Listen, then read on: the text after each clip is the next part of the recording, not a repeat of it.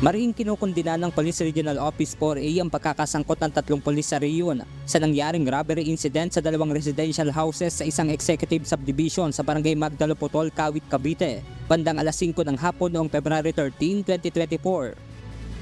We condemn such actions in the strongest terms and assure the public that these officers, if found guilty, will meet the full arm of the law.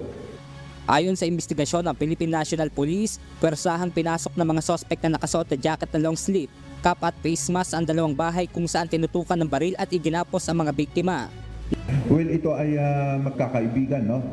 Allegedly, meron silang isang parang they belong to one organization. Kaya ito yung parang dahilan kung bakit nagsama-sama itong tatlong ito.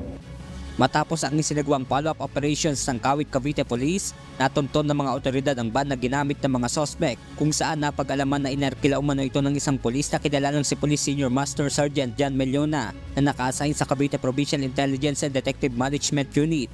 Dito na rin natukoy ang 2 pang pulis na kasama nito na sila Police Senior Master Sergeant Reynaldo Kilit Jr. na naka-assign sa Cavite Provincial Intelligence Unit at Police Corporal Leonard Pareha na naka-assign naman sa Laguna Provincial Drug Enforcement Unit, kasama ang 2 identified na sibilyan at 4 na hindi patukoy ang pagkakakilanlan.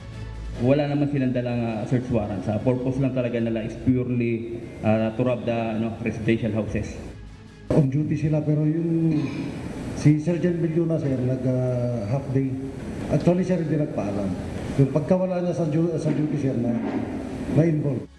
Sa ngayon ay nirelieve na sa pwesto ang 3 pulis at nasa kustodiya na ng Personnel Holding and Accounting Unit habang patuloy na isinasagawa ang investigasyon.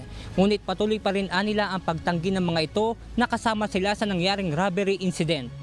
Wala na pong command responsibility yung immediate supervisors ng mga polis na ito dahil ginawa po nila yung nararapat na gawin ng isang commander pag merong police na involved under sa kanila. Nakita niyo naman inimbestigahan ni Hepe, no, and nakipagtulungan yung commanders nito, yung mga commanders nitong 3 pulis na ito.